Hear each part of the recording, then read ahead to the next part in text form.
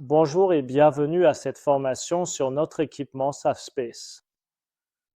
Pour commencer une séance, il faut d'abord préparer l'utilisateur avec le pantalon EMS, la jupe pour créer l'effet vacuum et le reste des accessoires que nous allons vous présenter dans la vidéo suivante.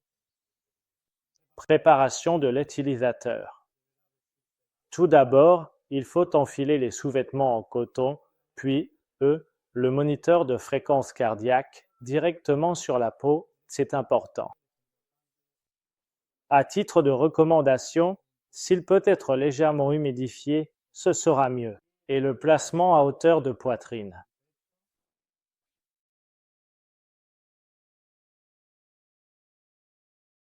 Une fois en place, nous procéderons à l'humidification du BioShape pour une utilisation dans l'espace sûr. Lieu. C'est précisément à cet endroit, juste là, que nous devons nous diriger pour trouver ce que nous cherchons, car c'est le point exact où tout converge et où notre objectif se trouve. Prise de vue incomplète. En option, vous pouvez ajouter des bracelets et des électrodes pour le mollet. Dans ce cas, le câble le plus long sera installé au niveau des bras et le plus court au niveau des mollets.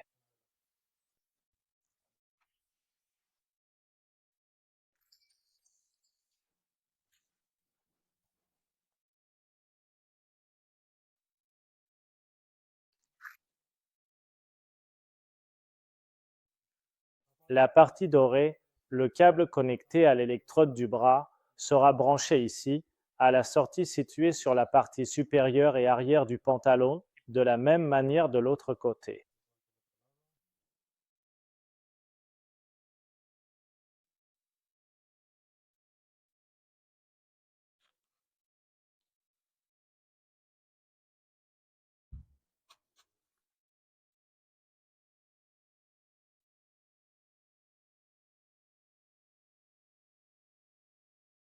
L'installation de la jupe pour créer l'effet de vide. Il est préférable de l'enfiler par le haut du corps avec l'aide du client. Au niveau de la poitrine, nous allons délicatement remonter la fermeture éclair et ensuite ajuster le clip de manière sécurisée. Cela garantira un ajustement parfait et confortable.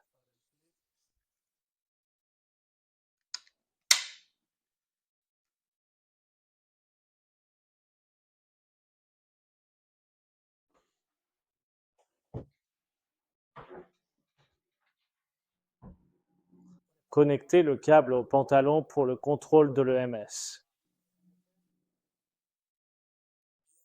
Nous allons maintenant fermer la porte avec l'aide du client, ajuster la jupe et fermer l'espace.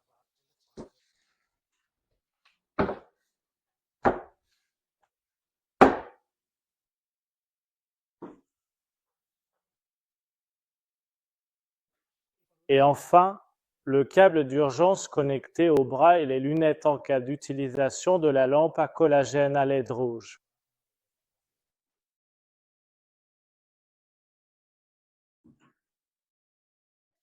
Une fois l'utilisateur préparé, nous passerons au contrôle de la tablette ou du moniteur, ainsi qu'au logiciel qui y est installé. Comme tu peux le voir sur la tablette, sur notre écran, cette application, une fois que nous y entrons. Une fois dans l'application, nous devrons accepter les autorisations initiales, ainsi qu'appuyer une fois au centre de l'écran, sélectionner la langue souhaitée dans ce cas. Et l'utilisateur et le mot de passe que nous devrons saisir admin. Même chose dans les deux espaces. Appuyez sur le bouton pour accéder à l'application et la connecter à la machine. Tout d'abord, et cette fois, nous allons nous diriger vers les paramètres de l'application, puis spécifiquement dans la section licence, où il nous sera absolument nécessaire de renseigner avec précision toutes les informations requises et essentielles. Cela inclut de manière exhaustive, le numéro de licence complet, le nom exact du titulaire, l'adresse postale détaillée, la ville de résidence, la province ou l'État correspondant, le pays d'origine, un numéro de téléphone valide pour contact et enfin, une adresse email fonctionnelle pour toute communication future.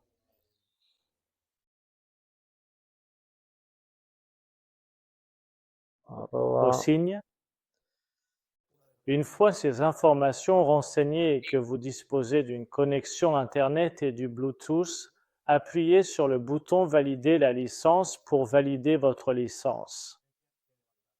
Les connexions Wi-Fi et Bluetooth entre le moniteur et l'appareil sont importantes.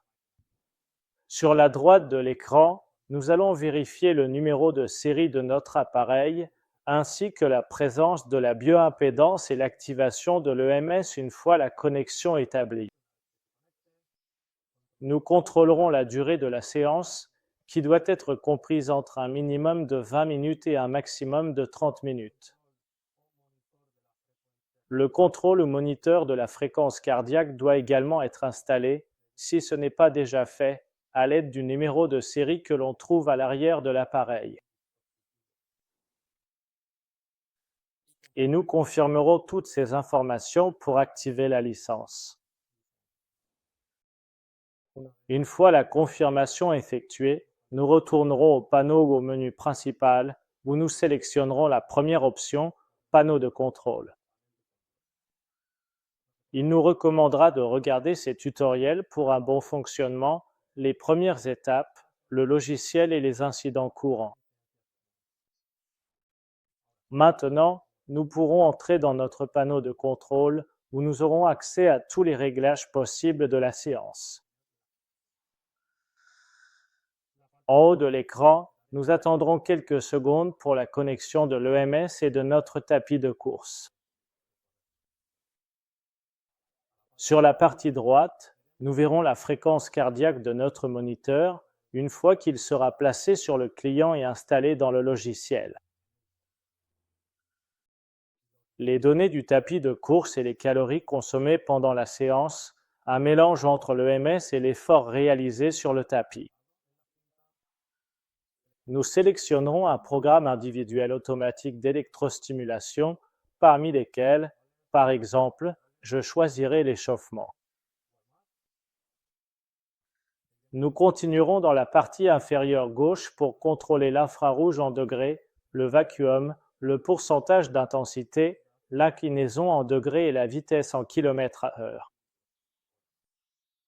Sur la partie droite, le contrôle de l'EMS, des groupes musculaires, spécifiquement pour augmenter ou diminuer l'intensité, ainsi qu'un contrôle général ou une pause générale uniquement et spécifiquement pour l'EMS.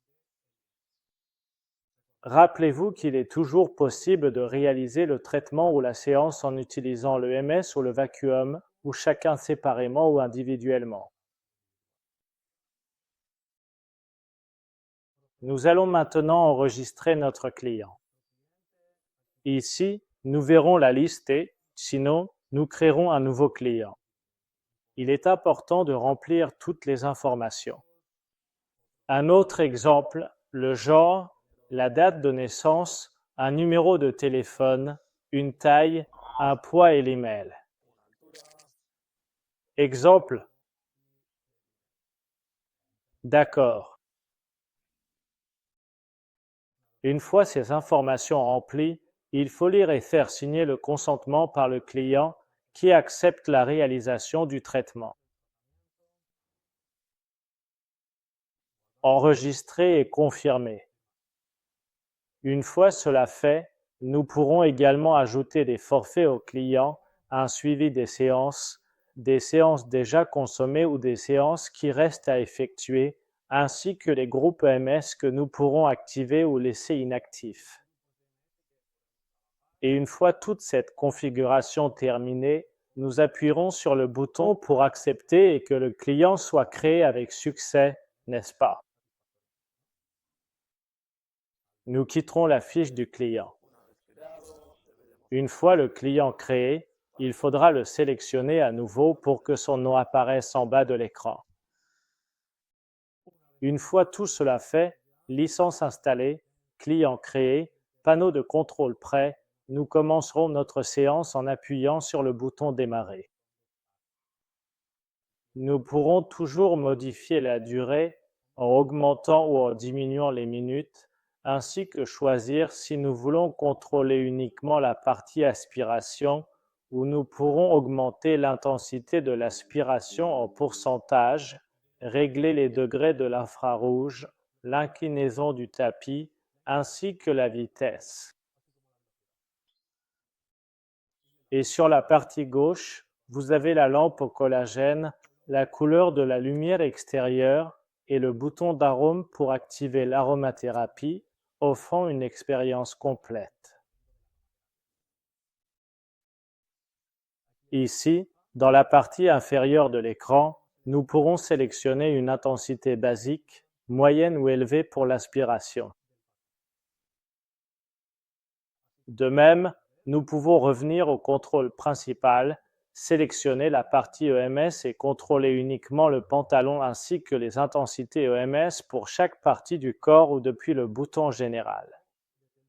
En appuyant 2 fois, nous pouvons verrouiller ou en maintenant appuyé pendant 2 secondes, nous pouvons désactiver n'importe quel groupe musculaire que nous ne souhaitons pas activer.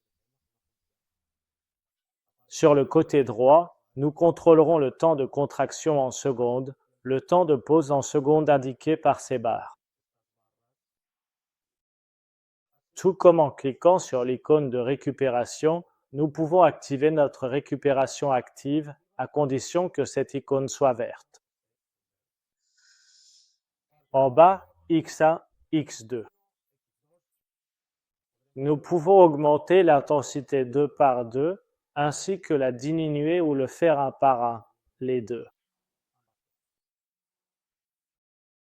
Bouton ou icône de l'éclair, simple pour vérifier le bon fonctionnement de tous nos électrodes lorsqu'il est vert.